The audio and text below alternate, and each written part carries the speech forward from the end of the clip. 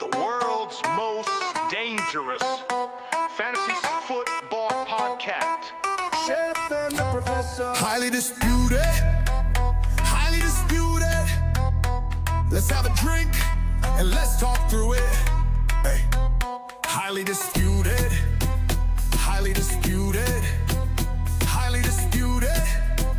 Highly disputed. Fantasy. We going over player props and ADP. Waiver wire, all the things you need. We got the fire. Fire, highly disputed. We in the studio, just pour a drink. We getting loose and now we in sync.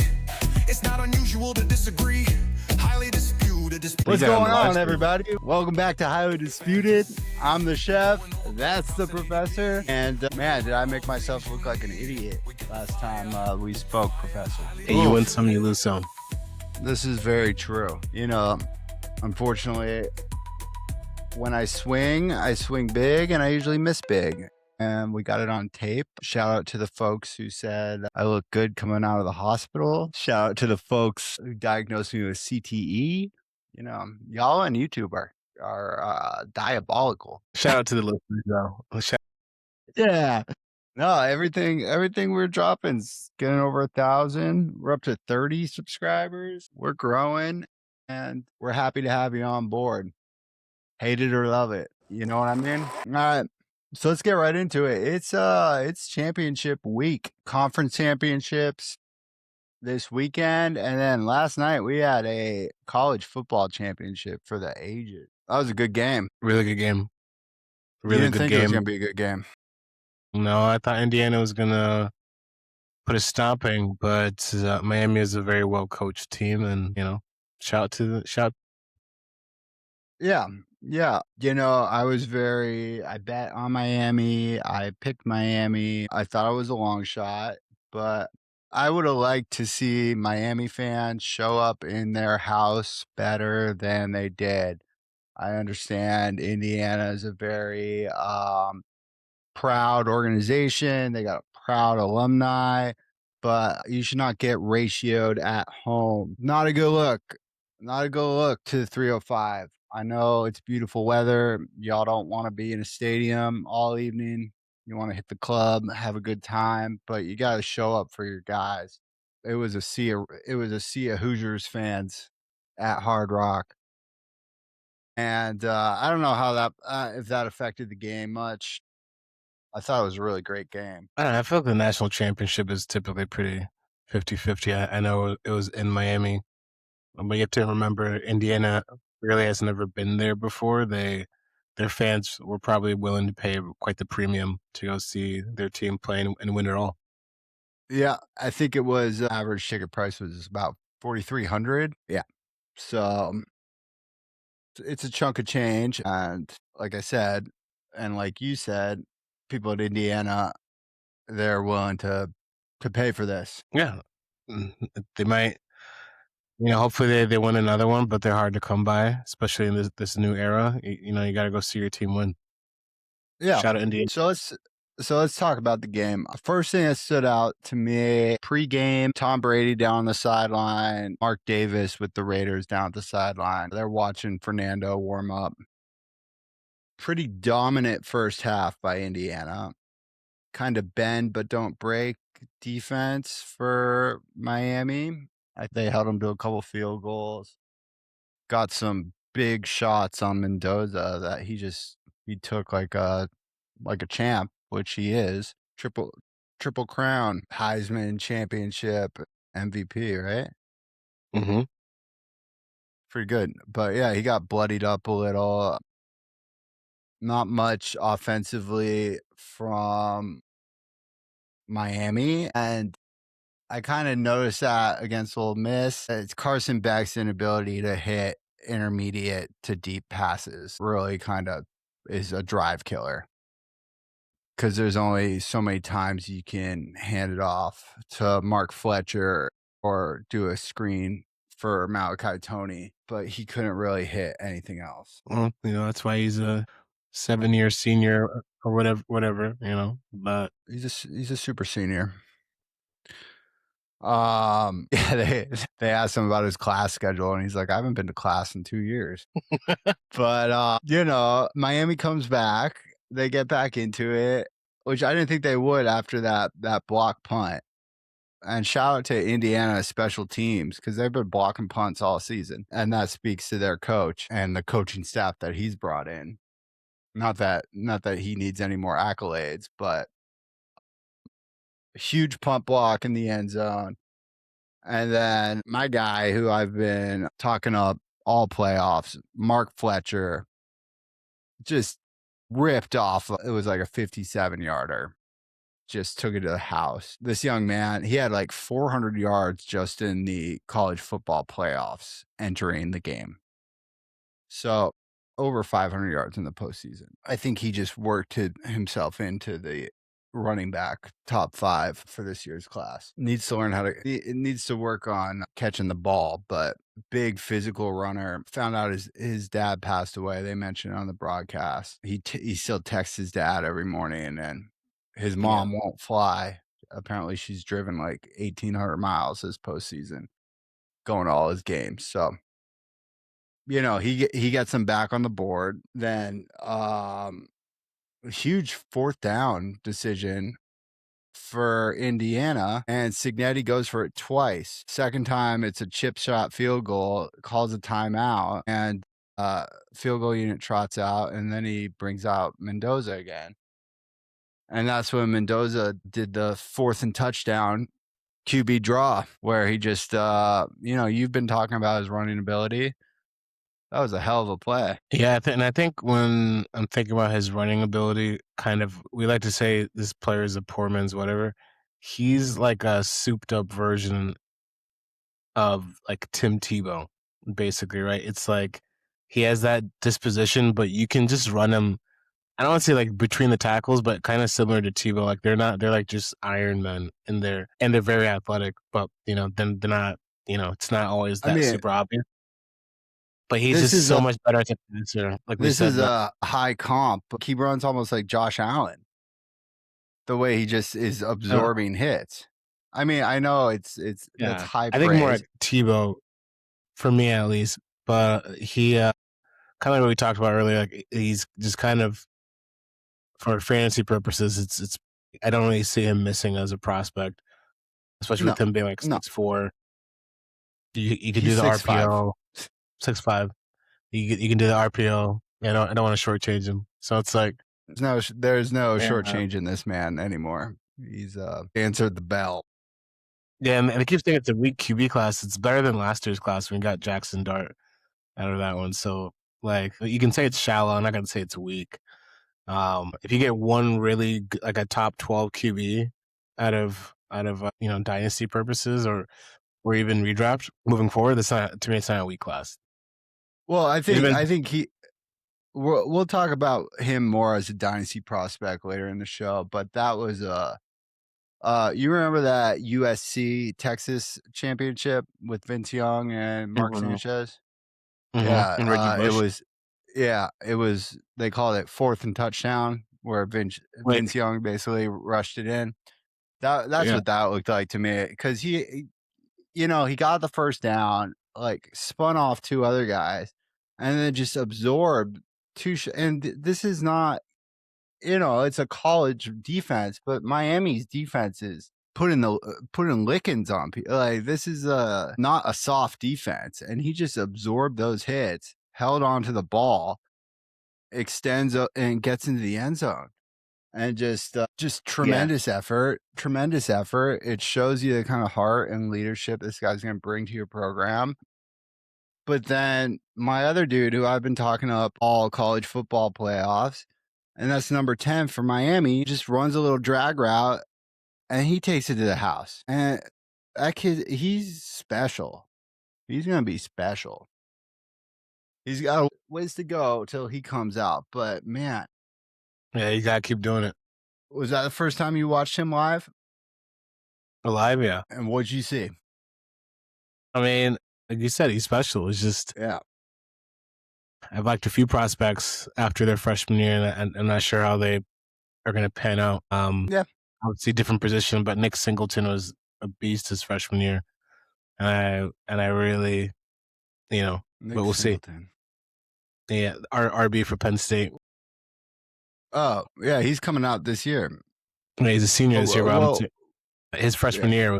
year he rushed for like 1,000 yards, right? It's just sustained production is really really hard, but he definitely has like eye test. He passes it for sure, and he has Carson Well, Beck throwing. it is, and I'm going to get to this guy later in the broadcast, but somebody who flashed talent their freshman year and then disappeared for the rest of their collegiate career, who's now making noise in the playoffs, is Tayshaun Boutte out of LSU. Talent don't lie, and that kid is special with the ball in his hand. So, but anyways, defense stiffens up. Miami gets a touchdown.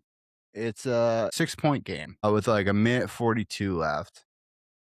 Miami has no timeouts. And, Carson Beck trots out there. Almost fumbled it on the first. Well, first they got a delay game. Then he almost fumbled it. And then he goes deep and he gets picked off. Carson Beck's only lost 6 games in his 7-year career. 4 of those 6 were because of game-ending interceptions. So there's just not enough velocity on the ball when it's going downfield. That's his biggest issue for me. This ball just kind of flutters, and it allows the cornerbacks to just jump it because he can't get it in front of his receivers. And also, I think his decision making, like, I think people with weaker arms can make up for it with elite processing speed. Yeah, you got to throw it. He doesn't have that. I mean, you can see it in his eyes that he doesn't have it. But, the man managed to get generational money out of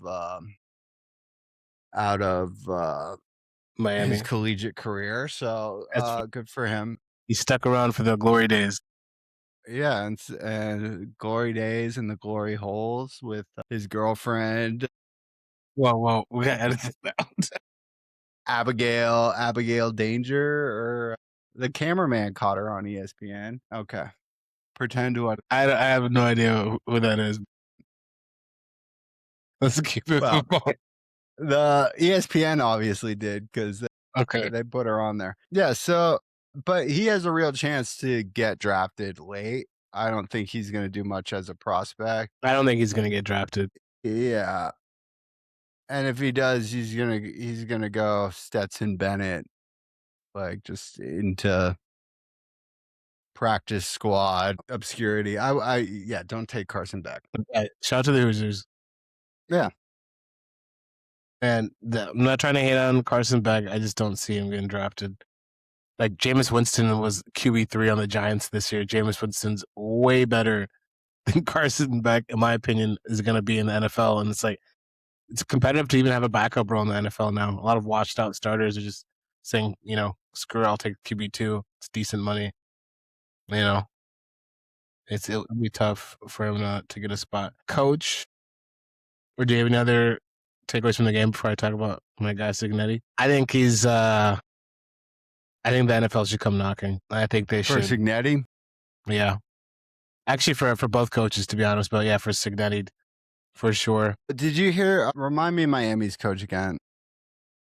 You have to remind me, dog. Hang on, let me look up. Mario Cristobal. Yeah. Cristobal. They have very similar demeanors. Yeah.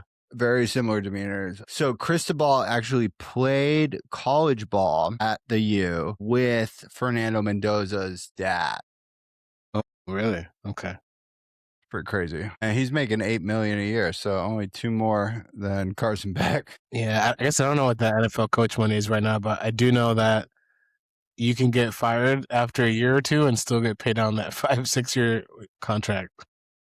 Oh yeah, that's the retirement plan. It's a great gig. Great gig. Yeah, but Signetti, Google him. Yeah, I think he can. I think he can do it at any level. And they were talking about kind of how he structures his practices, and it's like he doesn't overwork. Well, they're not long, right? Like he would rather have more succinct like high energy, high tempo practices rather than, some coaches get criticized because their practice schedule is so brutal that when, game day comes around, they're exhausted. So he just seems to have a really good mentality towards how he approaches running everything about the organization, let Yeah. alone having a huge pair of stones. Do you like him on the Raiders with his QB? Shit. Yeah, I didn't even think about that. Yeah, that would be. Maybe Tom Brady was scouting two positions yesterday. Brady loves him a winner. That would just turn the organization around, Yeah. Because I guess it depends what you think of Mendoza, because Cignetti is the real deal. You don't win in that Yeah. many programs. You're not the real deal. I think, though, I don't know. It's like, what else does he have to prove? Like, he just took. In college, nothing. He just took them to the 1 seed undefeated and won the championship. It's like, are you trying to build a dynasty at Indiana, or do you want to go do it at the next level? But he might, depending on how good he is at talent evaluation. There's more talent in the NFL. Obviously, it's the NFL, but even like some practice squad guys are just kind of wallowing when Right. they probably should be on an active roster because of a lack of talent evaluation. So it's like, I wonder if he could even build a program in the NFL, not a program, but like a franchise in the NFL, at a similar pace that he did Indiana. Like a 2-year turnaround. Well, he had like there's 0 5-stars on this Mhm. team, and that was like a point of pride for them. So yeah, he gets the best out of his personnel, and he just expects things to be done right, and he manages to translate that Yeah, to they his didn't lose a players. game. What's up? I said they didn't lose a game. It's pretty wild. It's insane, and that was the first one that I've seen them where it was close. As it should have been. Yeah, I mean, and so I think the that was one of the better championships I've seen in a while. Miami was a 10 seed. Indiana getting it done. It's hard. It's hard to do it when everybody expects you. Like, ask the Patriots. When they went undefeated. Until they played my side. When everybody expects it to happen, it's hard. And after winning a Heisman, it's hard to keep your foot on the gas, and this kid didn't flinch. He's QB1 for sure. Yeah, he's won one in the draft, and he might be 1-1 in the dynasty in your dynasty draft too. Yeah, he might be. So he's QB1. Or I guess the player a lot of people thought was going to be QB2, both in the NFL and in Dynasty, is returning to school in Dante Moore, which I think is a good thing, given the cliff of college starts, which is about 25. He's at 20, so another season's really gonna kind of give him that experience that's going to be super valuable, especially if he can make another deep playoff run. Whereas the player that's left, Ty Simpson, even though he's a senior, doesn't have more than, I believe, 15 starts. So it's going to be interesting to see who has QB2, who's going to be QB2. Is Ty Simpson going to the draft? Oh, yeah, he declared. He declared. Yeah, the conversation that we had a couple episodes ago where we're like, hey, he has a 5-star and a 4-star behind him. Like, it's not guaranteed. It's, they kind of are forced to play the 5-star in year 2. Otherwise, he's just going to transfer, right? You can't just sit. I heard Miami was trying to pull what they did with Beck with Simpson. I don't know why he chose not to do that. Well, actually, no. I read his. I read his statement. He said that he didn't want to just go to Miami or somewhere else for money. I think he said Miami or Ole Miss for money, and then basically spit on what he built there at Alabama. Like, if he won a championship for like Miami, but had been in Alabama for 4 years, it's like he's not going to be looked at the same as with his reasoning. For me, I'm like, bro, you need to go prepare yourself for the best career you can possibly have in the NFL. Shout out to him, though. Right. He's made of the right stuff, but he doesn't have the experience. So hopefully he sits. it's like I appreciate Dante Moore's decision. I think it's the right one, but it's tough for me to be like, go back to school when you're looking at a top 5 draft pick. So you think Now, Ty Simpson made the right choice, and Dante Moore might not have, because I they both do, played for the top 5. because I think next year's quarterback class, and again, it's hard to speculate about quarterback classes a year out, but I think Dante Moore is going to get lapped by quite a few prospects next year, starting with Arch Manning, Sellers right behind him. There's going to be some good guys coming out next year Yeah, I can get that behind that. that have some of the physical tools, and they already have more starts. And I'm pretty sure there's some good prospects behind Moore at Oregon as well. Yeah. Another QB, Darian Mensah, who I'm actually pretty high on. I'm going to send you his tape. Played for Duke. He's so nasty, and he decided to stay. I think he's slated as QB5 in this draft class. He's so nasty that he said he was going to stay at Duke, but then changed his mind. Even though I guess he signed a letter of intent that Duke is actually suing him right now. That's how good of a That's such a prospect he is. Duke move. Yeah, but it's like he's they're trying to sue to keep him in Duke, which I'm just like, do you really want to force like your QB? Even if they win that lawsuit, you think he's gonna want to go play for your team all year?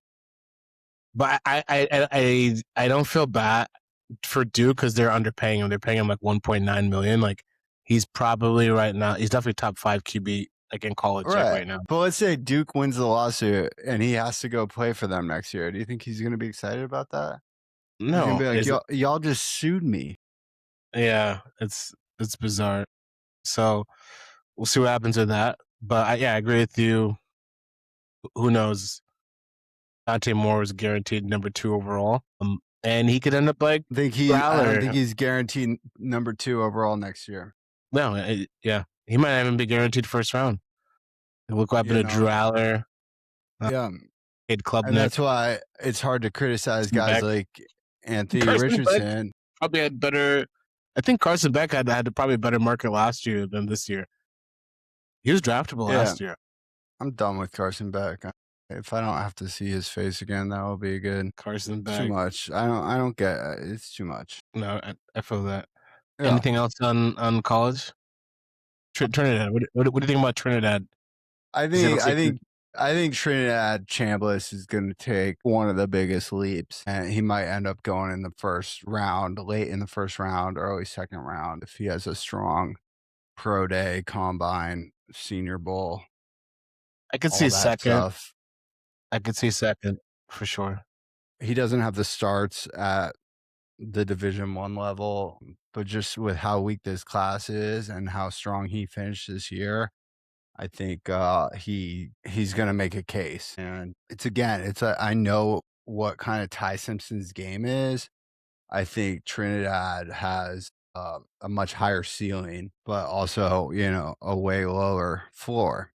So he's a bit of a gamble, but Jackson Dart wasn't a sure thing at this point last year. And no, but Jackson Dart had the starts in the SEC, 3 years starting. True. We probably should have thought he was at Ole Miss. At Ole Miss with the literally the same school, and had a rushing floor that I personally undervalued, which is why I'm high on Mendoza's rushing floor in the NFL. He's probably more similar to Jackson Dart type of rushing. Plus, he's a better passer coming out. Yeah, in my opinion. I don't think whoever drafts him at 1 is going to be wanting him to run the ball much. It's not about wanting to. It's about even in the college football playoffs. He had that QB draw, whatever. But most of his rushing that I've seen at least is when the play breaks down, and he can just it looks like he's trying to extend the play, then he sees the lane, then boom. He probably runs a 4.6. Well, probably runs we'll find out. Yeah, he's pretty fast. We'll find out. Okay. All right. And last thing, Ruben Bain, defensive end for Miami, he's going to I think he should be off the board top 5. Dude, dude's a problem coming off the edge. So, yeah, shout out Miami, shout out Indiana. Great seasons. Way to get it done. All right, let's go. Let's go. Okay. Divisional round recap. We both went 1-3 on our picks. Gotta apologize to the listeners. Let's not focus on that. All right, let's not mention that. Let's start with the first one. Bills Broncos. Man, Bills not getting it done. You can say what you want about the officiating. Some back-breaking drops. Some back-breaking drops. By who? Talk to him. Keon Coleman. Keon Coleman. Yeah, he was. Didn't they sit him for 2 games in the middle of the season for? They did. And they probably shouldn't have. Brandon Cooks. He looked out of sorts. The one in the back of the end zone in particular was pretty egregious. Yeah, so I work Saturday day, so I miss that whole game. So you talked to him about this one. Yeah, it's the Bills could have won it. They didn't. It really boils back down to that they haven't put enough playmakers around Josh Allen all year, and it showed up. Like I'm not gonna say he's like regressing per se, right? Especially in fantasy. I just don't know if his style of play can elevate his team anymore. Kind of similar to what we saw to Patrick Mahomes this year, where kind of didn't seem like it was enough, then injured himself. Same thing with like Lamar, right? And now you're seeing like almost like the turn of the new guard with like, Bo Nix before he got injured, Caleb Williams making it to the divisional, Drake May making it to the conference finals, right? So it's like I'm Brock not saying Purdy. I'm not saying has turned, right? But there's a lot of miles on these guys that have been, Jalen Hurts, they've been carrying their teams for like the better part of half a decade. Right. They got to And put then more you on. look at a guy like Matt Stafford, who, he's taken plenty of hits, but he doesn't run the ball the way these guys have to. And Yeah. he's still slinging it.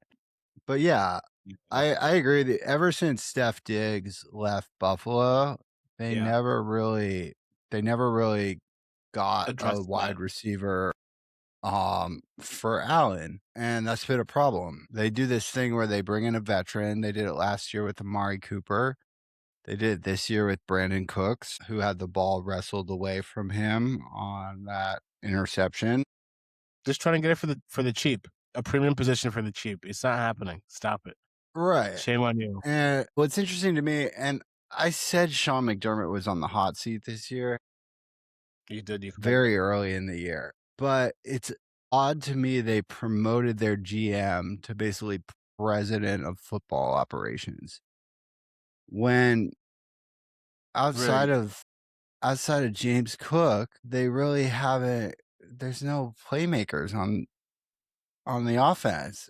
They drafted Dalton Kincaid and Dawson Knox, but both of those guys they're almost Jags at this point. Can't disagree with what you said there, but here's the thing. When you draft Josh Allen and James Cook, who's arguably a top 5 RB, and you got a top 5 QB, it gives you a little leeway. Dalton Kincaid isn't horrible. He's probably still a top 12 tight end. So it really boils After down. this year's class? We'll see what they do next year. But it's trending no, to answer your question. What I would say is basically it was a promotion to say, hey, we don't want you to do this job anymore, but you've done enough for the organization that we're not going to fire you. Similar to like what the Celtics did with Brad Stevens several years ago, where they said, hey, we don't want you to coach anymore. We're going to promote you to like president of basketball operations, or maybe it was even the GM. I don't remember, but they're like, hey, we need a different voice in the locker room. You're an asset to our organization, but we don't want you to be the coach. Yeah, In it's this a case, way of it's a yeah. way of cleaning house without saying you're cleaning house. Yeah, but it's also adding like some continuity because that person's still in the room. They just serve Yes. in a different capacity. Like I wish the Patriots, for example, had done that with Bill Belichick. That probably would have been a better Well, they move. did. You still want to Mayo take it? was Belichick's guy. No. What I'm saying is that they didn't fire Belichick and instead said, "Hey, come be president of operations Oh, for yeah. the They should Patriots." have got another coach under him and advanced him. They should have had the coach that they have now. Like, I still would kind of bring Belichick back into the building if I were them. Like, he has good No, capacities. you Not can't do that now. Not with that woman he's with. No, yeah. Oh, listen, dude, she's. what? I'm sorry. I'm so you gotta She's not good for winning culture. Jordan Hudson. You don't Hey, want her in the building. You listen, don't. probably not gonna happen. I don't think she'd be taken away from the building. She's the same age as the rest of the players, so So that's part of the problem. yeah. Uh, shout out to Drake May hitting the blackjack table right after the win. You see that? I did not see that, but shout out Drake May. Yeah, he was at blackjack. Actually, I was at the casino yesterday. Playing blackjack, I hope. Yeah, highest odds are blackjack. I had a roller coaster, Okay. but walked away plus 2750. But there Okay. was a time when I was down 400, so that's good. You don't want to walk away down 400. No. But yeah, Sean McDermott's out. Josh Allen, everybody was saying, this is his year because there's no Mahomes. There's no Mahomes. There's no Burrow. There's no Lamar Jackson. Yeah. But like you said, I think this playoffs has been a changing of the guard. Yeah. Outside of Matt Stafford, it's like look at the guys you got playing quarterback. Yeah, it's the young boys and Jane Daniels is going to be back, right? Jackson Dart has a coach now, so like, even in the NFC, it's like Dak, or NFC East, I should say. Dak and the Dallas Cowboys. I don't think they're going to be there anymore, right? You're gonna have to compete. You have to compete with the Giants and the Commanders, and then the Eagles. Like I love Hurts, but it's not going to be as easy anymore. Like I could see the Eagles starting to tail off when Saquon tails off. Maybe not next year, but the year after, right? And the Giants and the Commanders really Saquon being. already started to tail off. Yeah, he did. I love me some Saquon, but which is interesting. Might not be a bad time for teams that have a guy to kind of pivot because you can see the changing of the guard happening. Players are aging out. Yeah, and there's been some rumors about Lamar. Mm-hmm. I don't know what. I don't think there's any truth to them at this moment, but it's kind of like where there's smoke, there's fire kind of thing, right? So it's like Harbaugh's gone. The Lamar rumor I saw today was him to the Raiders for the number 1 overall pick for Mendoza. Right, but I would rather have Mendoza. Ooh, yeah, I said it. Hey, that's your opinion. I'm not gonna go that far. All right, but yeah, the other big thing from this game, because I know we kind of went off on a tangent about Bill Belichick. We can edit that out. We're talking about the Bills, talking about Bill Belichick, but Bo Nix is out with the. I stand by what I said. I'm just saying, didn't need to get brought up. That woman is she's diabolical, a succubus. I think the only diabolical person is Bill, but that's just me. But he still has a good football mind. He had a good football mind. Not for coaching, just as the president of basketball. Or basketball. Maybe be better as the president of basketball. Well, he's on the Tar Heels. I didn't even know they had a football team until here. I don't think he did either. But Bo Nix, just a really bad injury, breaking his ankle. So yeah. And so late in the season, I think it's pretty underrated. Like I hope that he is, but it's very possible he's not ready for training camp. So that really, from a dynasty perspective, brings in like Jarrett Stidham, right? Which I know he's been in the system for 3 years now. Sean trusts him. We'll see what he looks like on Sunday. But I wouldn't be surprised if they brought in a veteran for basically next year to let Bo Nix recover. Like that's not on the team for the whole year. I mean, he got injured basically in the AFC Championship. Like this is the end of the season, so he's not going to be ready until his ankle.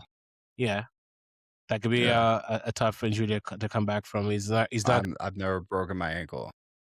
I haven't either, but Scotto broke his ankle like at the beginning of the Who year. did? He's not. Yeah, he's not back. Who did? You know, Cam Scotto for the Giants. But yeah. He broke his That ankle happened and like mid-season. he's not back. I mean, yeah, maybe it was like week 6, week 7, but it takes a while. We'll see. We'll see. I think I could see them getting I don't know, it'd have to be someone on like an expiring contract, but like Sean Payton's not going to want to throw away a season with a roster like this, and I don't think he's going to roll out Jarrett Stidham. So I think they might No, go for but someone there'll be veterans. There'll be veterans available. like a Daniel Jones if he was ready. You know, that level of player. Daniel Jones is getting re-signed by the Colts. I know you want to sell people Riley Leonard, but Daniel Jones is getting Relax. That's not where this Daniel is. Jones is getting locked up by the Colts. There's no way they're gonna. Sam Darnold may get re-signed by the Vikings. You never know. You never know. But I'm just. I said that type of player. I didn't say that player. That type level of player. Yeah. That level, right? That's Maybe also like a Zach Wilson. No, because I was gonna say Russ, but they already had Russ, and that was ended poorly. But you know, like Yeah. someone who's been like a capable starter. So, I mean, Jacoby Brissett, if he's not, Jameis Winston in Denver would be awesome. that would be. But I don't think he's like the Sean Payton. Like Sean Payton, you got to execute the offense. That's why Russell didn't work. He doesn't want the improv guys. Like it's very time based. So it's like, but actually, you know who? Yeah. I don't know why I didn't think about this. No, I don't know. Mac Jones. No, Mac Jones is gonna get starter money, I think. But What? No, he's gonna get a starter opportunity. He's not gonna get starter money. maybe Geno Smith can come in there and Yeah, I think Mac Jones. All right. Well, speaking of Sean Payton, it just breaks my heart to see him lose a quarterback to injury in the playoffs. Breaks your heart. It's just it hurts, because you never want to target the quarterback during a playoff game, and like bite the head of the snake off. And I'm referring to Bounty Gate. I'm just saying it's Okay, karma. got it. Thank you for the listeners. I got no love for Sean Payton. He coached against the Bucks for a long time. He basically told his defense to knock the head off of the opposing quarterback during their playoff runs. Okay. I called them a soft one. I called them a soft 1 seed. They shut me up. They shut me up too. A couple guys for the Broncos that I'd think about next year in Dynasty. Pat Bryant, wide receiver, made some big plays. Showed some good chemistry with Bo Nix. Marvin Mims. What do you think about Marvin Mims? I like Marvin Mims a lot too. I just wish that he had broke out this year because for most of the year, I'll be honest, I think Troy Franklin looked better than he did. Okay. Pat Bryant is interesting because he's a rookie and plays a different role. He's not as much of like a vertical threat. He does a little bit more like possession. And as well. to your point earlier, if Bo Nix misses some time early next year, that would be the window to kind of buy Pat Bryant because him and Nix have chemistry. Yeah. And then your guy RJ Harvey. I think there's a whole window for the whole Denver offense right now, including Bo Nix. Yeah. Because he's injured. Like RJ Harvey, because people are going to dock him because the offense is not going to be as smooth or whatever. But like I said, watch out to see who Sean Payton gets. It'll be interesting. But yeah, that's all I have on that game. That was not even the most entertaining game, in my opinion. Yeah. So, of Saturday, I guess the Seahawks game was entertaining for you because you got to watch them just absolutely lay the wood on the San Francisco 49ers. Yeah, that was much more entertaining because, watching the Seahawks in Seattle during a Super Bowl-ish, I'll say ish here yet, but potentially the one win away from the Super Bowl. It's something else. So shout out to the Seahawks. Shout out to the Seahawks defense, which I think is comparable to the Legion of Boom. Yeah. Yeah, I got no. Yeah, so I thought the 49ers were gonna going to show up a little harder than they did to end the season against the Who Seahawks. did you pick in this game again? I picked the San Francisco 49ers, and I said by Who? 10. The San Francisco 49ers of them. The Whiners. The Whiners, yeah, apparently they're dancing around, grabbing signs out of fans, and just not enough, No Fred Warner, nor no George Kittle. They got the same problem that Buffalo has at wide receiver. Wouldn't have made a difference. Let's be honest. Wouldn't have made a difference, CMC's, yeah, Friend of the big podcast. time, big friend of the podcast. Shout out to Professor for identifying his talent. Oh, you when did he too. was- You yeah, just didn't put in the waiver bid. You're the only person that commented on it at the time. I do remember. yeah. No, he was somebody I liked, and he just set the tempo, and it speaks a lot about the organization to go grab a guy like that and really just help complementary football because your offense is playing well. He's a big piece on offense, but defense is dominant, and to add a explosive special teams element, that's how you win championships. Zach Charbonnet went down, the knee injury, and Kenneth Walker responded. 3 tutties. There was one I was watching, a guy from the Niners tried to wrap him up. He just fucking sat him down. Not like the He's guy rested. was like a fucking wet towel. Like didn't even He's slow him rested. up at all. What? That's the crazy thing is like the brother is arrested because he had Zach Charbonnet to split time with all year. So Yeah. they could just like actually feature him low key, and he's gonna go off. No, and I think he's one of those guys that, and I talked about this when Rico Dowdle had that like insane stretch when Hubbard was out. I'm like, he's the kind of back that has a hard time splitting. There's some guys who will feed off the other guy. It's like he just He needs needs the rhythm. control of that backfield. And it's tough to maintain because he runs so angry and he gets beat up, and that's why they want to split time. But I think he plays better when he's just in every series. He needs to get in the flow of the game. Yeah, and like he's gonna do better with more touches. Mhm. He's gonna wear. I'm not making the direct comp, but like Marshawn Lynch, it's like third, fourth quarter, he's still going just as hard, and guys are making business decisions on whether they want to tackle him. And Cooper Kupp made some plays. We made some plays. Yeah, it's like JSN was out there, caught the touchdown, had some nice, but like Nasty they tutty. didn't really need. Yeah, it was sick. But they're That just was crazy. they can beat you. They can beat you many different ways, and now they got another division rival coming into their house, and they know this team very well. And there's no way I'm picking the Rams. I'm coming out to Seattle. I made a bet. I was wrong. I'm not gonna, fool me once. Shame on me. You ain't fooling me twice. But when you Let's come go out to Hawks. Seattle, Let's go Hawks. Shit, I don't know. what game? What? No, but I'm playing. How's this Thursday? Hey, this Thursday is fine. How about the Super Bowl? Yeah. Meet me in Seattle. But we'll be doing a special episode, highly disputed. Highly Seattle. disputed. I mean, the Rams look good. Rams are a good team. Seattle's been a special city. We've been talking about this all year. Sometimes Tampa Bay got on a run like this a couple years ago. The Lightning won back-to-back cups. Tom Brady beat the Chiefs, and then the Rays almost did something. But the Rays can't. The Rays get like 40 people at their game down here. But Yeah, sometimes your city gets hot. Your team's vibing. yeah. Shout out to Seattle Mariners, right?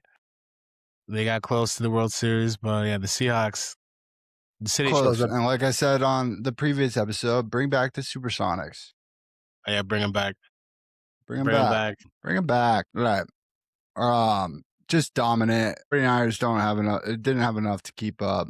You got anything else from that game? No, not until we talk about the NFC Championship matchup. All right. But yeah, the next game, you can talk Texans. about this one Yep. because you talked to two fans Yeah. about this. And I apologize to the viewers because I did a special with two very special guests as who have been on the podcast before. Good friend of mine, and then the professor's brother, who's a big Texans fan. My buddy grew up in Massachusetts. For whatever reasons, we had some recording issues, and I just didn't have the hours in my life to figure it out and then get it edited. But we had a great conversation about both teams going in, and it really kind of played out the way both of these dudes called it. Like you said about your brother when we were at Raymond James, he can talk ball all day and he knows his team. Just phenomenal defense by the Texans. It reminds me of that Miami team in the way that their defensive ends are dominant, but their biggest, your brother said this, he's like, the defense is so good that the problem is they're giving the ball back to CJ too quickly. And that's like a liability. And in that weather in Foxborough, it was a problem. And for whatever reason, it's clear as day, CJ Stroud has regressed since his rookie year. Considerably. And like a game man, like, you know what I mean? Like Stidham could have won with that defense because, Drake May fumbled 4 times. They recovered 2 of them. He threw 2 picks. They were all over him. I mean, Drake May found a way to get it done, but it was mostly because Stroud gave him opportunities and gave the ball back with just some lazy throws. I don't even want to blame. It was just like the ball was behind the receiver. It was just, He missed his boy. He missed Nico. He missed Nico, but it's not even that because he plays out of sorts when he doesn't have his number one. So there's one game where he played well, where he was able to get the 2 rookies involved, but they're rookies. Are you really going to rely on them, in a playoff game, second round? It was just unfortunate. Like he has struggled because Nico draws so much coverage. I'm not saying Nico is like best receiver in the league, but he's really good. So it's like when he's drawing double teams, the other guys are more open. He's not having to throw into like these windows. Yeah, but 4 picks right. is But he was throwing in the windows, but like he's throwing into the wrong corner. Like it was just like late balls behind, just like and somewhere he's just like throwing it. Like if you're gonna throw it away, make sure you get it out of bounds. Don't throw it away in the middle of the field. Like don't just throw it up. Yeah, I don't know if it's a hasn't. confidence. I don't know if it's a confidence thing. I don't know if it's a scheme thing. He hasn't been the same since he tried to kind of check Caleb Williams. Caleb Williams is on the opposite direction. That's Well, CJ. yeah, and like I don't know what the issue was, or I don't know what the issue is, but I don't think it's a lack of weapons at receiver. No, they drafted well. It's CJ. Yeah. He said himself, "I let my team down." He did. He owned up to it. Yeah, duh. Like, What more do you want they had from a him? shot. Yeah. I mean, I don't know. I don't know if he's that dude. If you think he's that He's dude, not that dude. So let me tell you what you do. If you think he is, you go out and acquire him in Dynasty because I'm sure his value is pretty low. But I'm not even sure I want him on my roster, to be honest. No, I don't know. People talk about Ohio State QBs and everyone was quick to anoint him, but they forget that he had Garrett Wilson, Olave, Marvin Harrison Jr. And Jigba. Yeah. JSN, all on the same team. I'm with you So there. And then the lack of the running, like Woody Marks came on, everyone thought he was going to be, a great sleeper in Dynasty, but he just got The next stuffed. Bucky, I heard from some people. What was that? The next Bucky Irving, I heard from some Yeah, people. but yeah. And he's not. He's not that dude. I think Neither is Bucky, but it's another story. yeah. You know how I feel about Bucky. Bucky There you ran go. real hard. Well, there's a reason we fired our offensive coordinator. I think people can quickly elevate a rookie running back because of opportunity, but when they're a late round draft capital like that, they're very easily replaced. And Nick Chubb didn't have any, like, he's He's toast. toast. And I don't think Joe Mixon's ever going to play again. They got to draft an RB. You better hope Jeremiah Love's there, and you draft him if you're the Texans. No, you go get Mark Fletcher. They need an all around RB, man. But that's just me. They're lacking back there. Anything else? Yeah, a couple of things on the other side of the ball. Oh, another thing your brother said. He said that Joe Mixon, it might not have even been injury related, and he might just be like done. Interesting. So I don't know what's going on there, but I think he's toast. I think they have a whole different RB room next year. Okay, other side of the ball. Vrabel leaned on Ramondre Stevenson. Travion had a couple flash plays. This is still the Patriots. This is what they do with their running backs. And it's the playoffs. So I wouldn't read too much into that, but Ramondre still had some juice. He does. And he managed to hang on to the football. And they're paying him quite a bit of money too. Yeah. Ramondre You gotta be patient in Dynasty. will be a factor in that backfield even into next season. And then after that, I think it's the Travion show, which is both better for his long-term career anyways. He'll be a second contract guy. Yeah. Keyshawn Butte, some phenomenal catches, some just strong hands in that weather. He had a one-hander. He had a couple ones where he's just, hanging on to the ball. We both love this kid's tape as a freshman at LSU. Obviously, he had a bizarre collegiate career. Patriots took a chance on him. I thought it was a good landing spot. I did not think he was going to be this good. Well, I did, but I thought it was a long shot but he's just been a professional and he's getting it done. I didn't want to wait and didn't know if he's going to get the opportunity, but you and I both were high on him. One thing I will say, this is a cautionary tale to learn from, is that when people do their evaluation of players, I think too much onus gets put in as far as injury. Same thing happened with JSN. Didn't play his entire junior season because he had a torn hamstring or whatever, right? So he gets knocked in the NFL and in the dynasty community. Really probably should have been a top 2 or 3 pick based on like some of the production what he was doing at Ohio State, but dropped because of the injury. I think this year's player that's like that is Jordan Tyson. I think probably is going to drop from where he should be because his medical red flags. And I'm going to be honest, I don't really care about medical red flags anymore. It's like I'm not looking at a dynasty player. I don't care if it's receiver, running back, outside of a quarterback. I don't care if you give me 5 All-Pro years, 5 Pro Bowl years, great.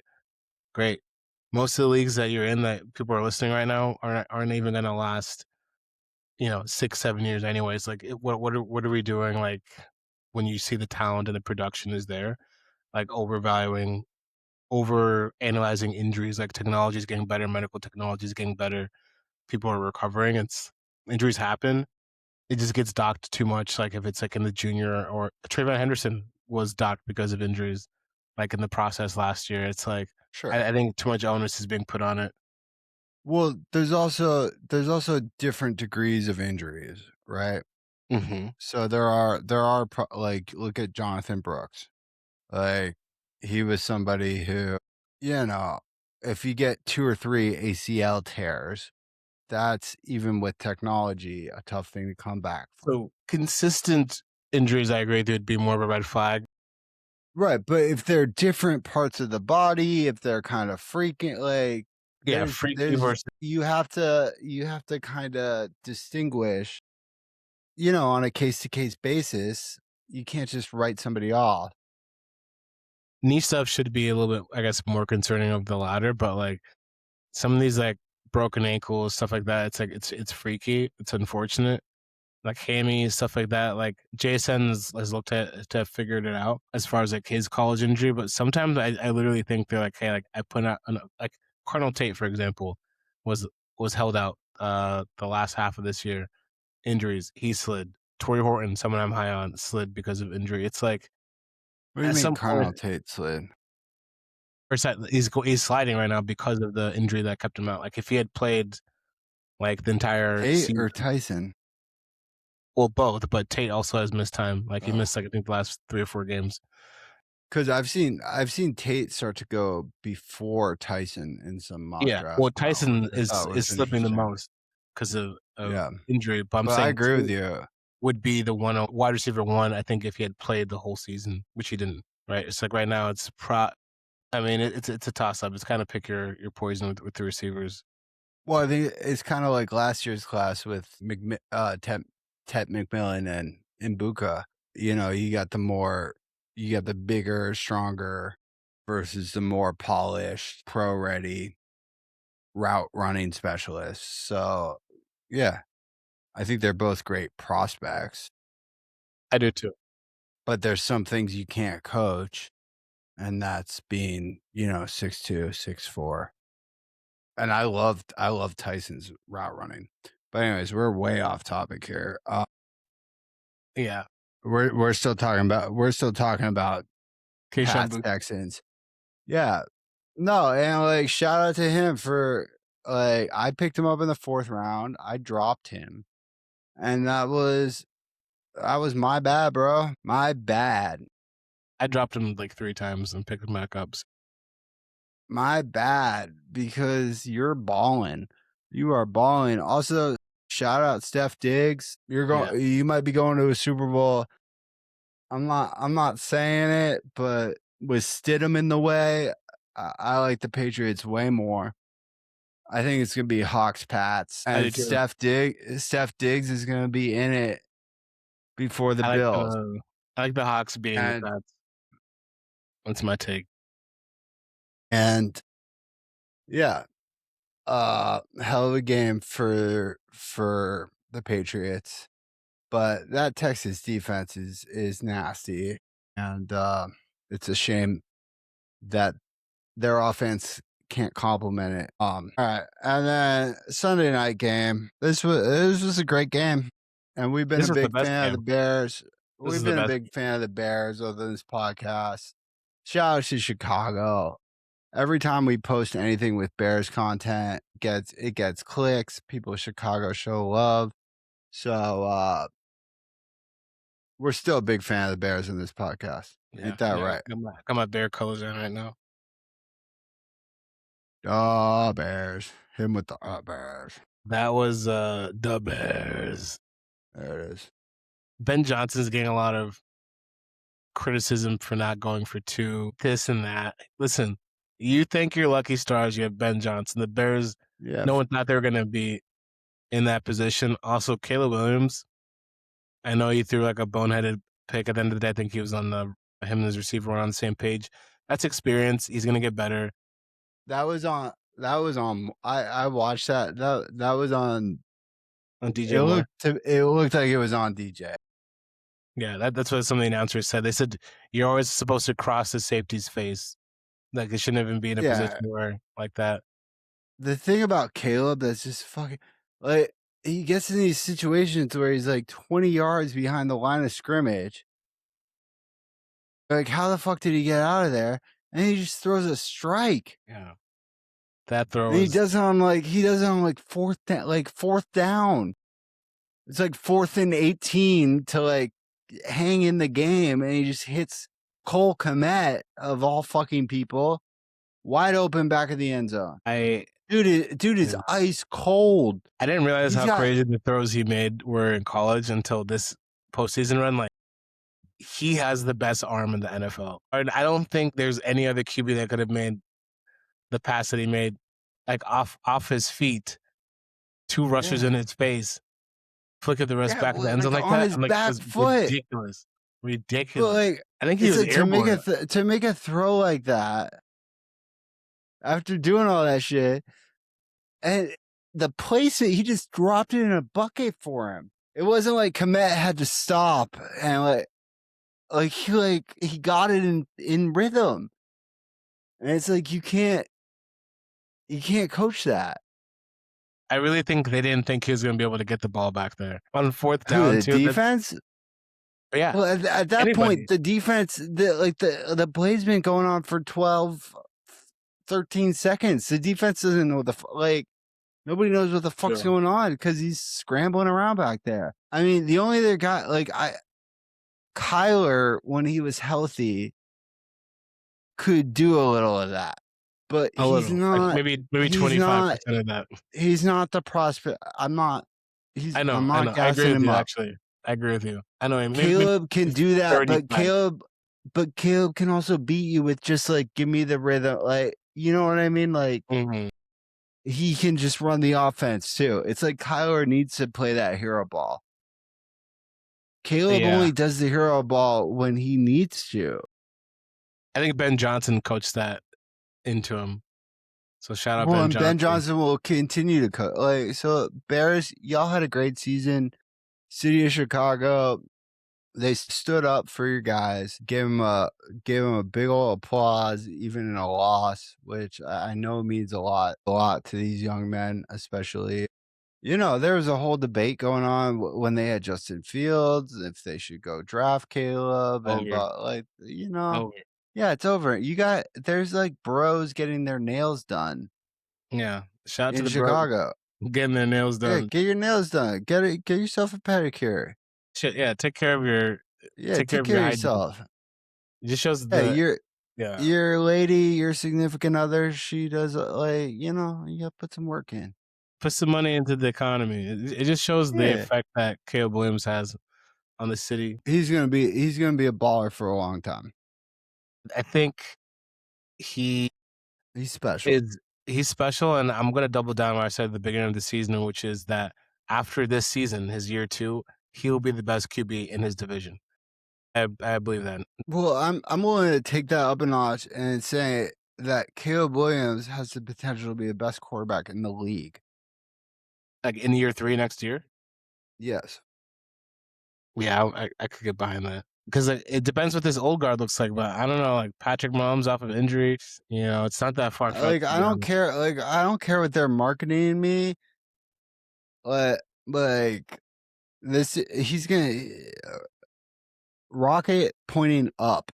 Yeah, and he's elevating the franchise. You can see it, especially with this the combo of the coach, the city, and the man is. And we talked about on this show when talent meets opportunity, and he's got it.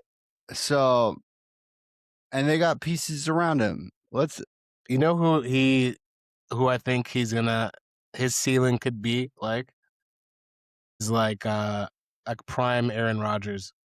Aaron Rodgers is the only other person I can think of that was making crazy throws like that back of the end zone. We're like, oh, how do you make that throw? His arm's incredible. Yeah, it's kind of like that. Yeah. He just needs to get the fundamental kind of rhythm part down, which I think he will in year 3. Yeah, Chicago's got their franchise QB, and the Jets. Yeah, a little Brett. He's got a little Brett Favre, a little Cunningham, little McNair. Yeah, in his game where he's just like, I'm the best dude on the field for both teams. Yeah, the other standouts I know that was Colston Loveland. Yeah, for sure. I wasn't sure. I just picked him up in the league because he was just kind of sitting there in the draft. I'm glad I did. He could be a top 3 tight end. Toe tap. He could be a top 3 tight end as soon as next season. Yeah, he's a guy I got to eat crow on, and he's a guy You talked about this earlier about dropping somebody because of injury, which I did. And I dropped him for a guy who got way more miles in college than him, and that's Tyler Warren. And Tyler Warren started the season real strong and then kind of fizzled toward the end a bit. Obviously, they had some quarterback issues. They missed the playoffs, but Colson Loveland, 10 targets this game. He's been he was a factor all playoffs. And Ben Johnson's rolling out 3 tight ends with Kmet, and I forget who the hell the third tight end is. But he loves that formation because he's going to chip on a pass blocker and he's going to find ways to get Loveland free. And then he's got DJ Moore or Luther Burden or Rome Odunze on the outside. But Rome Odunze is the guy we got to talk about from a dynasty perspective. And we should talk a little bit about the Rams because they did win this game. But Rome Odunze, not drafted by Ben Johnson, right? No. Well, he was drafted by the same GM, Ryan Poles, but he was drafted. It's weird, right? Because Ben Johnson didn't draft Caleb, but he keeps saying I came for Caleb. But what I'm starting to realize is offensively, when you draft a tight end in top 10 in Colson Loveland, that's probably going to be your number 1 overall option. And then Luther Burden looks like a number 2. Like I can't imagine Luther Burden at his best being a number 3. So it's like you don't draft a receiver in the top 10 and Rome Odunze, and he's your number 3 option. But I don't know because Rome Odunze looked good his first year. So here's my comp though. So look at the Lions when they were running Ben Johnson's scheme. It's like Sam Laporta has regressed since then. Since JMO kind of came alive, yeah. Right, but no, I'm saying since Ben Johnson left. Yeah. Right. So part of his scheme is I'm agreeing with you. Tight end is like kind of that tricky number. He doesn't need an alpha 1 receiver. Yeah, but the Lions had one in Amon-Ra St. Brown, so that's kind of what I'm trying to figure out. Like, but he's not like Amon-Ra is not your usual number 1. No, he's not 6'4", 225. Like he's a scrappy, smaller, moves the chains, like knows how to get open. Like I see Luther Burden taking that role more than I see Rome Odunze. I agree. Whoever gets the slot is gonna get that role, and Luther Burden is just he's way better after the catch than Rome. It's not even close. And then, DJ Moore played his heart out this season. I just don't know how much he took some shots all year, and he's got some miles on him. And I'm a big fan of his, but there's still instances where it's like, even that interception, it's like, I just don't know how much he's got left in his tank. I think he has plenty left. You think so? Yeah, is he a guy you would like go try to get in Dynasty? If he wasn't on the Bears, yeah, because I think he's more the odd man out than Rome Odunze. We're talking about Rome Odunze, like DJ Moore, but he's too good for them not to like put him in a game plan. But he's got to go be like the number 1 somewhere else. Like, I mean, he looked like the number 1. He did, but then honestly, I think Colson Loveland's the number 1 right now, like in the playoffs. But yeah, Caleb will go to him on key downs in the end zone. But sometimes they're not on the same page either. But who knows? They're probably keeping him. Yeah. Oh man. Yeah. Chicago media is roasting him. Wow. They said he quit on the route. Unbelievable. Unacceptable. He's got to go. Can't tolerate. Yo, listen. This just in: Mike McDaniels is the offensive coordinator for my New York Giants. For the New York Giants? Yes. And you have John Harbaugh as the head coach. It's the Giants. Whoa. Wait. No, it says Chargers to hire. I think you got the wrong Harbaugh. No. You sure on that? Mike McDaniels? Oh my gosh. Wait, what? No, you're right. I was giving bad information. You got the wrong Harbaugh. I did. We got to edit that out. A friend That's just okay. a friend just gave me bad information. That's interesting. I thought the Bucks had a chance. Somebody said he bought a house in Tampa. That's okay. Chargers, McDaniels. I don't know. I mean, there's not the Apparently, put John Madden on the Chargers. I'm still not taking that. still really high on the Giants, obviously. But back to the Bears game. Well, we're gonna get to the Giants.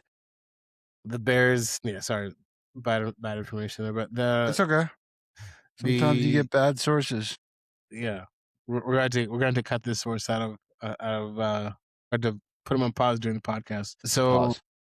Rams side, who they're going to play the Seahawks, so we can kind of get into that matchup. Yeah, let's talk about the Rams. Let's talk about the guys who won the game.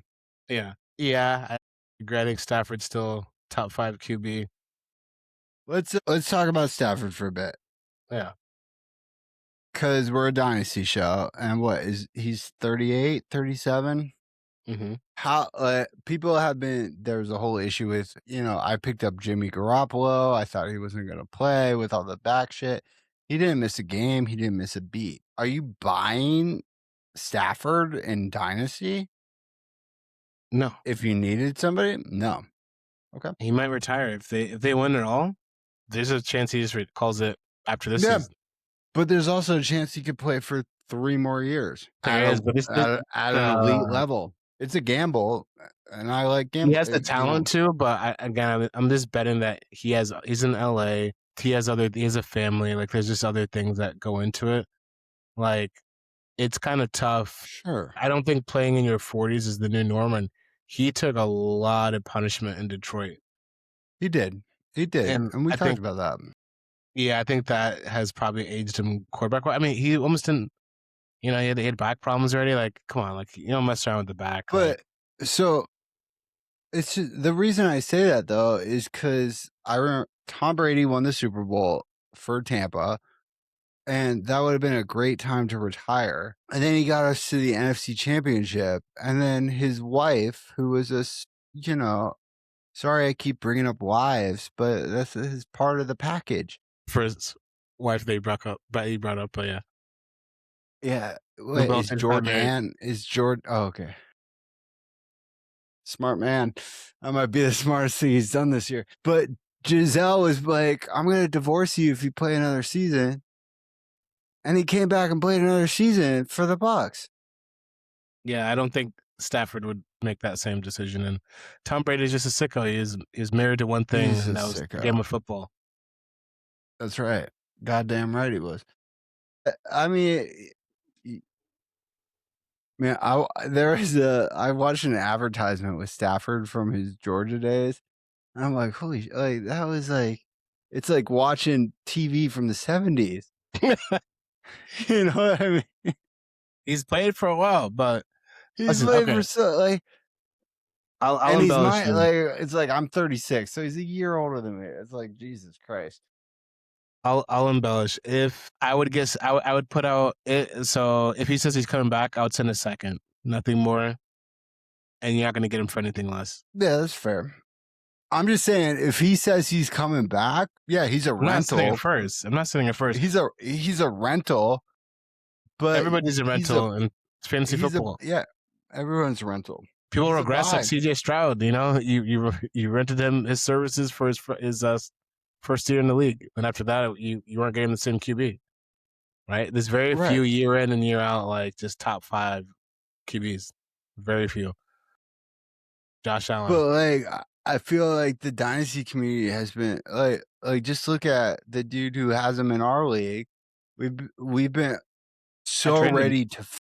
We've been so ready to fade Stafford, and he just doesn't go away. No, but if you look at the underlying metrics, Stafford is doing now what other players are doing, other positions that are older, or basically it's like, and I'm not saying they're doing it on purpose, but they missed time 1 year due to injuries. Like CMC actually does this, or has, where he'll he'll have like a real crazy season, then like next season he misses with injuries, or he just isn't the same. I think this is the first time he's had back-to-back like decent seasons, but it's like if you look at them before, Dak Prescott, same thing. It's just, it's okay. The Good. slander. By his standards, it's a decent season. It wasn't a typical Okay. elite CMC season. Okay, it was a very good season. I think he was fantasy RB2 maybe. But I'm just saying, like, typically his efficiency went down. It wasn't like a typical like CMC. They're force feeding him. Hopefully that doesn't, Well, they're force affect feeding him his because longevity. everyone else is hurt. Yeah, that's a good way to get him hurt too. Yeah. It was not ideal. I didn't like anything about it. And yet they you didn't need trade him to some. me. They need some wideouts. Well, yeah. Well, if he's so bad, why do you want him? For a fair price. I'll take Anyways, him. they're out of the picture. Puka and Devontae are still elite options. I don't think Devontae is not an elite option. If you have him, You're fading Devontae. I'm trading him. It's not that I'm fading him. It's just, yeah, I mean, like, If you're you competing, can only draft so many players. So it's like, if I have him in Dynasty, absolutely, I'm trying to trade him. I don't think his if value you're is going to be any higher. competing next year, Yeah, are you absolutely. trading? When you're competing, you should still always be retooling. Nothing like a crazy. I'm not saying like go do that with like one of your main pieces, but like Devon, he shouldn't have been like your wide receiver 2. He gave you wide receiver 2 production, like top 20 production, but like if you're actually relying on him as your second best receiver on your team, right? Then That's how I feel about DJ Moore, but DJ Moore is a lot younger by like 4 or 5 years, maybe. Like that's a long time. It's half a decade. Yeah. So I'm like, nah, I'm fading him. Puka, obviously, if he can get him, he's young. He hasn't even gotten his second contract yet. Yeah. I will say with Puka, the only thing that will be interesting to see is him without Stafford. Stafford is elite and can support 2 fantasy wide receivers. He's done it before. It's just, what does that player look like without him? Kind of like, is this a Justin Jefferson without, his quarterback? No. Well, first of all, he has a quarterback. He just doesn't have, Kirk Cousins in this prime. In this prime, Kirk Cousins is pretty good in this prime. Don't stop playing it. I mean, I think we saw Kirk Cousins in his prime, and he dropped 3 touchdowns to Kyle Pitts. He wasn't in his prime. He was just playing. He was just playing Todd Bowles. He wasn't playing Todd Bowles. He was playing the Tampa Bay. By the way, CJ Stroud, rookie year, 480 yards and 5 touchdowns against the Bucs. Yeah, he probably should be fired. Thank you. Oh my! No, I took. I'm like, this guy literally, like, he makes everyone look like, I might have a chance against our defense. Okay. All right. Some kind of pieces for the Rams. Obviously, they're running a lot of 3 tight end sets with Parkinson and Higbee, but your guy, Terrence Ferguson, got 5 targets, only caught 1 of them. I think he's going to be a bigger part of the rotation. I don't know. Sean McVay is using tight ends like Ben Johnson is, but I think Ferguson's eventually going to be the dude. Yeah, he missed a lot of time in the beginning of the season, as did Colston Loveland. Yeah. And you saw he kind of came on late, but Fergie was coming on for fantasy purposes on week 16 at 11 points. 11.8 points, week 17 at 13 points, and then missed week 18, missed the wild card game, and then this was his first game back, and he's getting 5 targets. Targets are earned. Yeah, it wasn't great because it was just 1 out of 5, 19 yards, but he just has to stay healthy. He has to stay healthy, and I think he needs to stack days, basically, or stack games. And kind of one of those guys. I said this about Travion, though, but like in the playoffs with these coaches, though, you're not going to get in-season numbers from your rookies in the playoffs. Like, they're going to lean on their vets in the playoffs. It doesn't, you know what I mean? It's not a knock on these guys. It's just these are high taking a chance. Games. This is, like, they're not used to playing this long into the season. They're college players, So, well, and that's what, especially someone like Travion. Blake Corum's knocking on the door too for Kyron. So yeah. But someone like Travion, it's like he's probably hitting a crazy rookie wall right now because he played in the national championship game last year. and then start prepping for the draft in the 40, which is in April, right? That's not that long. You really only have like a month and a half that you're prepping for the God, you draft. jumped right in front of me and picked him up. Boom. Damn. I really got pissed. I'm doing that thing. Okay. And then we're going to NFL coaching, and then we're done. Okay. All right. Coaching carousel time. All right. Let's just start with the big one. John Harbaugh going to the Giants. The New York Giants. The New York Football Giants. The New York Football Giants. John Harbaugh coming into the building. Best coach in the market. Saying not only that, making sure his contract states that he reports directly to the owner and not to the general manager. There's a picture of the general manager walking around the facility with him and his wife. And Harbaugh's like, yeah, that's my coworker. Are you stoked? Yeah, I'm stoked. And I'm actually stoked about that delineation because it still kind of checks and balances from the point of like Harbaugh's not the GM and coach. Like sometimes, you know, an organization will relinquish that level of power to a coach, but he has the ear of the owner, meaning that if he's like, hey, I think we shouldn't be drafting this person, Joe's bugging, you know, he can do that. It's not like he's going over his boss. Right? Probably gonna have a bi-weekly one-on-one. I think that's healthy. He's gonna have like a bi-weekly one-on-one probably with the ownership. That's healthy.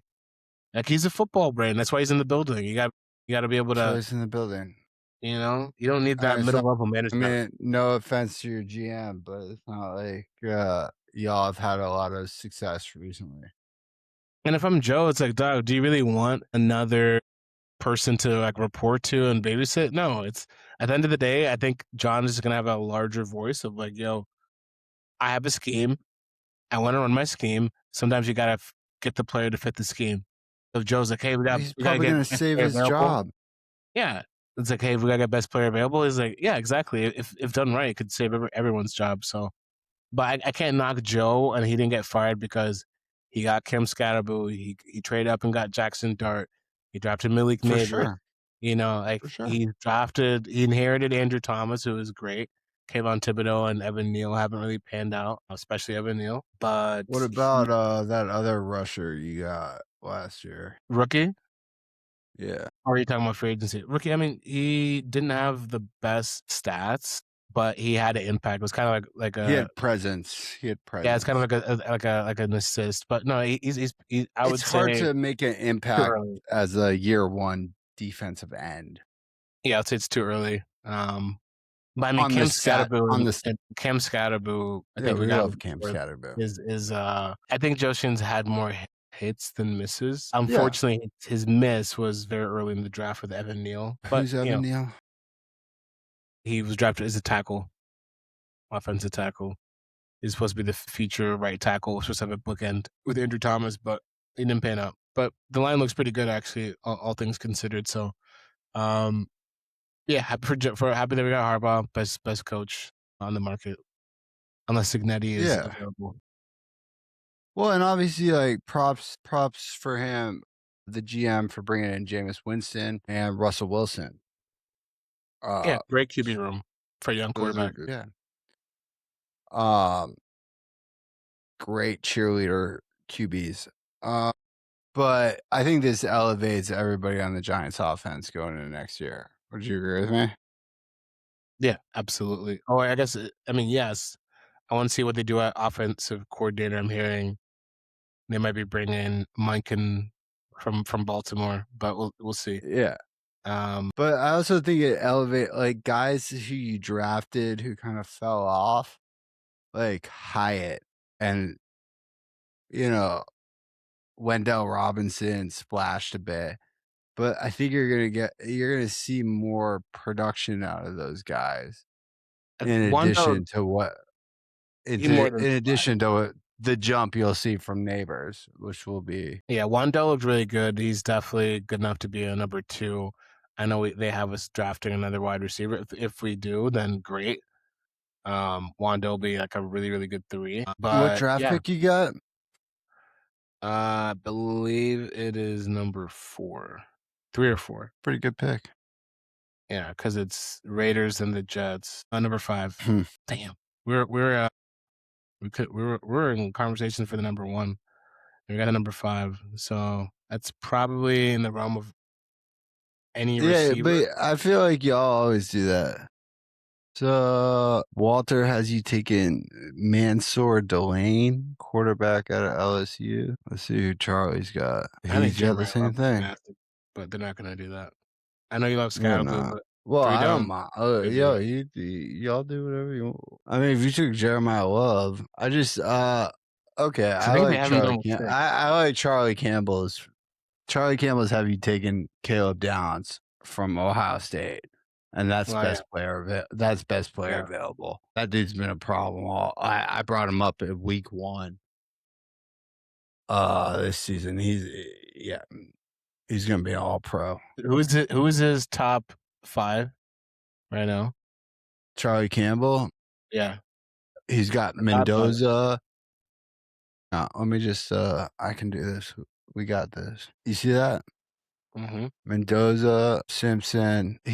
They're going best quarterback available. I like him. It was Dante Moore, now it's Simpson. To the Cardinals.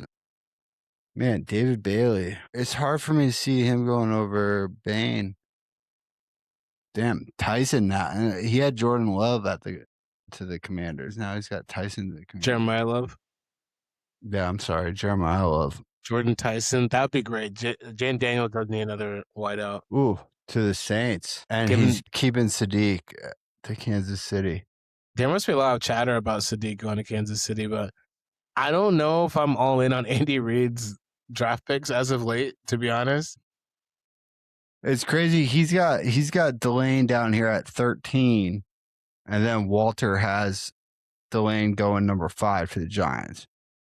That's a big break. Reuben Bain to the Cowboys at 12 would be a steal because, all right, I'm gonna stop sharing because that website looks like cancer. Not the best website, but the best data for sure. They know what they're doing. They know what they're doing. They know what they're doing. But Caleb Downs would be a good pick for y'all. Okay. So yeah, that's Giants. Other hire today that really surprised me that you told me about actually when I called you earlier was Robert Saleh. Very, very, very, very, very, very surprised. Not saying he's not worthy, just surprised that he is a head coach right now. Why is that? And I don't think that's what Cam Ward needs. I think he needed an offensive-minded coach. Why are you surprised that Robert Saleh? I'm surprised for a lot of reasons, but I'm also surprised the type of job that he got. He already, I don't want to say ruined one young QB in Zach Wilson, but he definitely didn't do the best job developing and didn't get any veterans in the room his rookie season or sophomore season really until they got Aaron Rodgers there. I don't know. Maybe if you're part of the camp of it's the market, it's New York or whatever, sure. I just think you need the veterans, like the Jackson Dart treatment. The Giants did it right. You know, you have Russell Wilson in there, you have Jameson there, and then you have Russ starting the first 2-3 games. Like Zach had nobody, but I don't even remember. I mean, who? Mike White? Come on, Mike White was Robert Saleh was he the coach when Zach Wilson got drafted? Yeah, he was. Absolutely was. I mean, he wasn't the GM, but he is to blame for not getting a veteran in there. Like, get a veteran. Zach should not have been starting day one. Anyways, so I'm not saying he's gonna ruin Cam Ward, but I'm not excited about it. If I'm a Cam Ward, if I have him rostered in any of my leagues, and I don't know. And there's like a little bit of nepotism, like his offensive coordinator on the Jets at one point was his coworker on the Niners. I believe it was like LaFleur's, not the one on the Green Bay, but his brother. Didn't really pan out that well. I don't know. He hasn't done anything. I mean, he's a great motivator of men. Now, you want to say he's a poor man's Mike Tomlin that doesn't win? Sure, but I don't know. I was surprised. Great guy, but I was surprised he got another job. Yeah, I mean, I'm a little surprised by your take. I thought the guy who ruined Zach Wilson was your owner. when Not my he owner. I'm not a Jets fan. I when just he had yeah, Zach Wilson at the sorry. time. I followed the Jets closely then, But and Robert Saleh did. I really think the owner, was it Woody Johnson? Mm-hmm.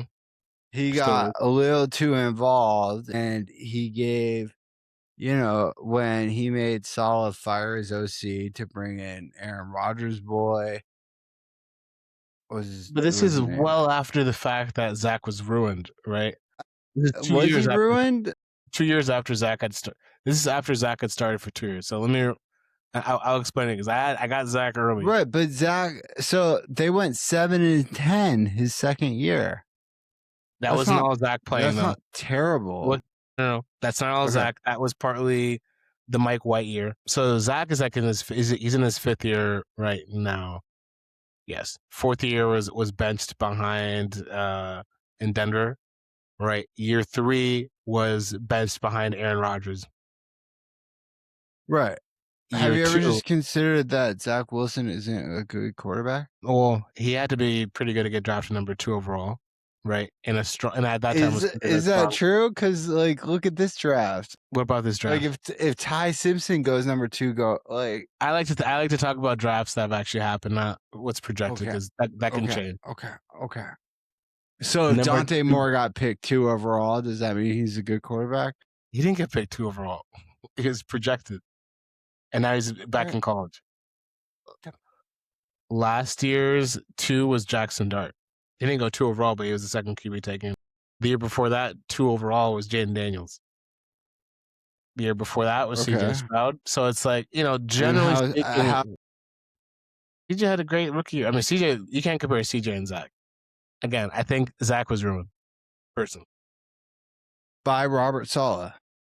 No, by the entire organization, but Saleh should have had That's what I'm saying. But Saleh should have had a veteran in there. He did not until he got Aaron Rodgers in year 3, after they had benched. Right, but it was also his first stint as a head coach. Okay, and it was so his first year. Johnson I'm defending Saleh. Yeah, I don't, but I also I kind of agree with you. I don't think this is the right move for the Titans. That's all I'm saying. I think it's like a sunk cost. They're trying to make up for the fact that they fired Vrabel. Yeah, I'll say like this. Who's about to go compete for a conference championship. Number one, you had no business firing him. That was stupid. Great hire initially, though, but no business. Right. But you had So for me, though, I think he'll always have a spot in San Francisco as defensive coordinator. I just don't see him being the type of guy to turn a franchise around. Here's my thing. Saleh, I'm happy for you, my guy. I don't want this to be any Saleh slander. I'm just saying fit for me. I don't want a young quarterback that's unproven with a defensive head coach, Robert Saleh, who I've seen this show happen once, right? High draft pick, number 1. This one, number 2 last time.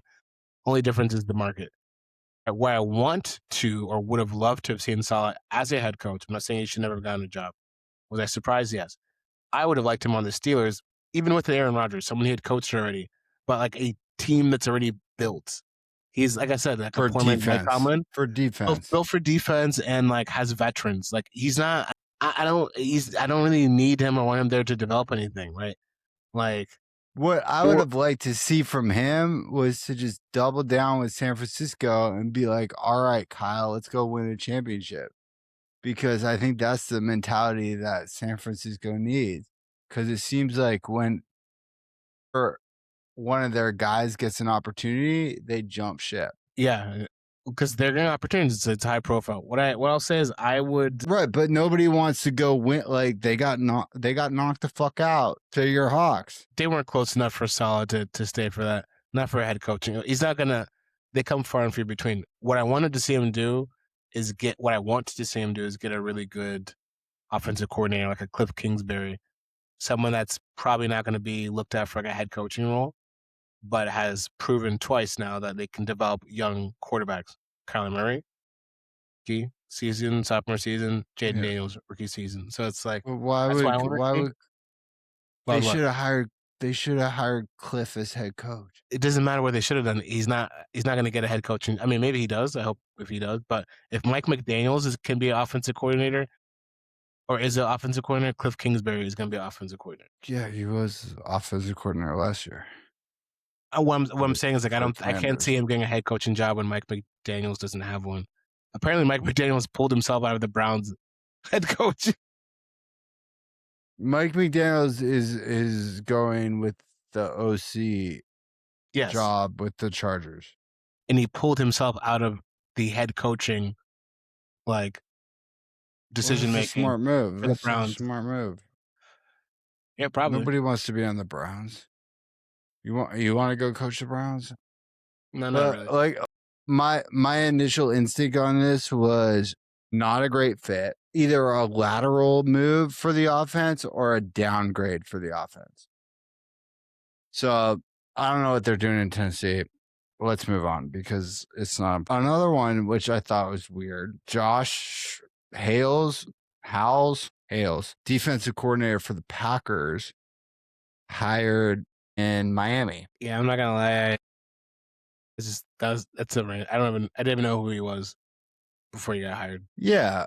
I guess he mean, can- I mean, they kind of fell off back to back top 12 years.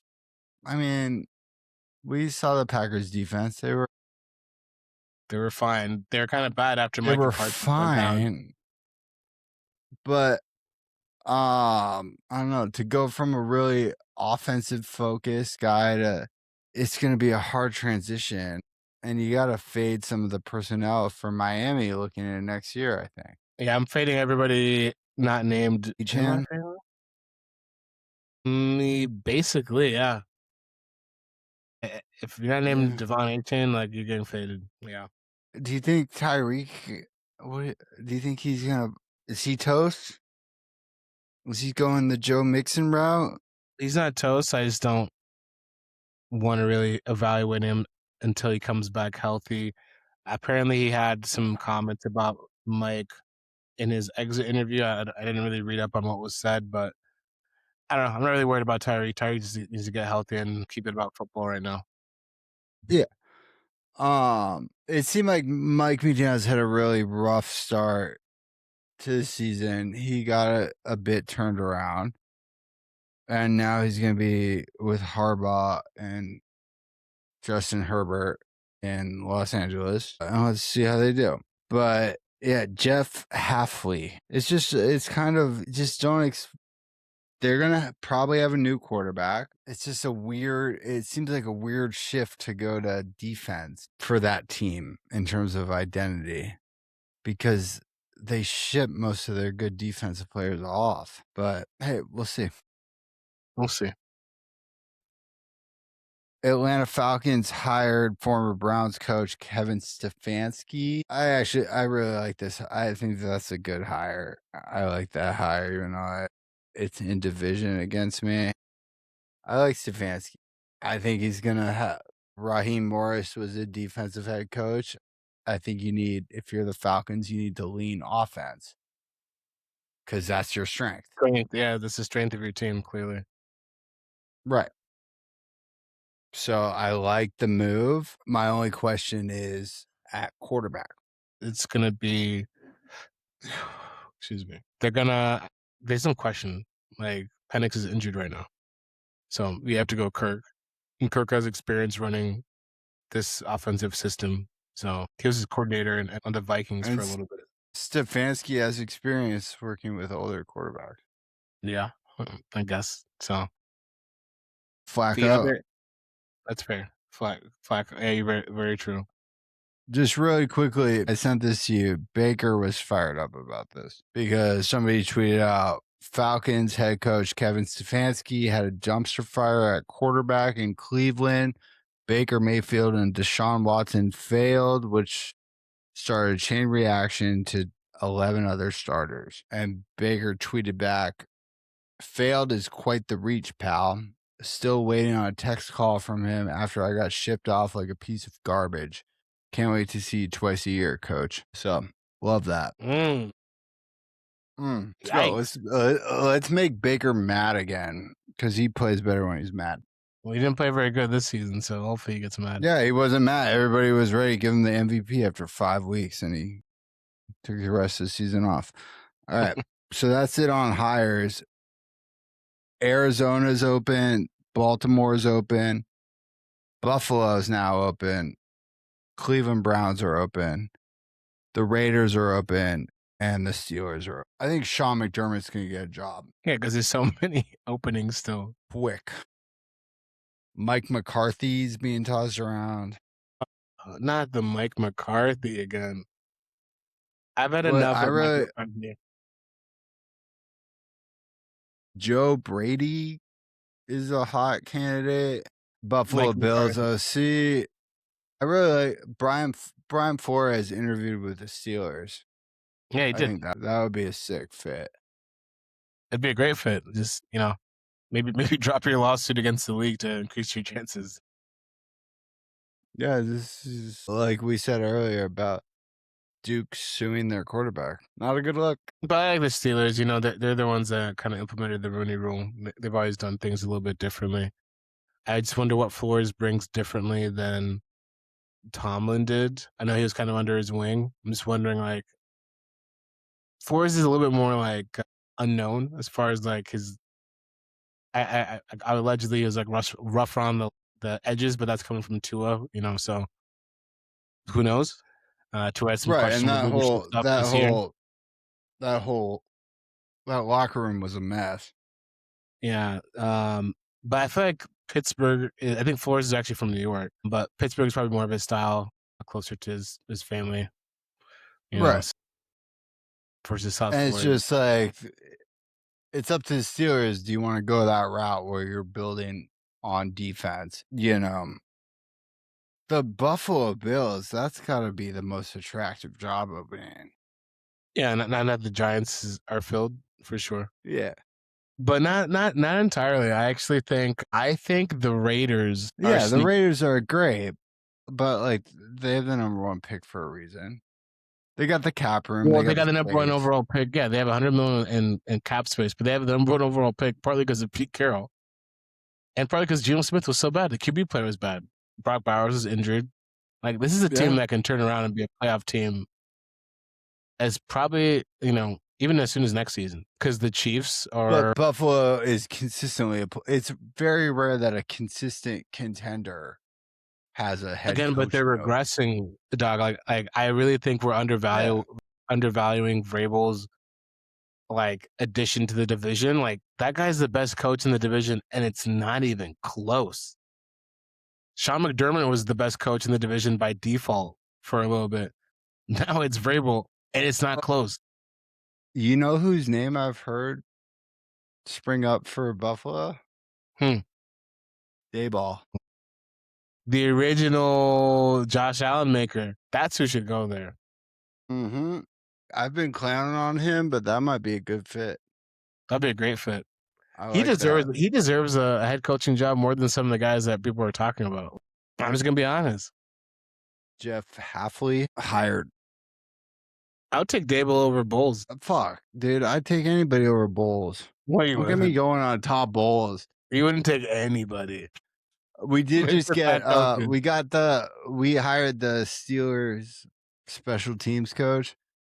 He's 74, but he's the guy who chews gum aggressively and blocks punts. So okay, maybe that's good.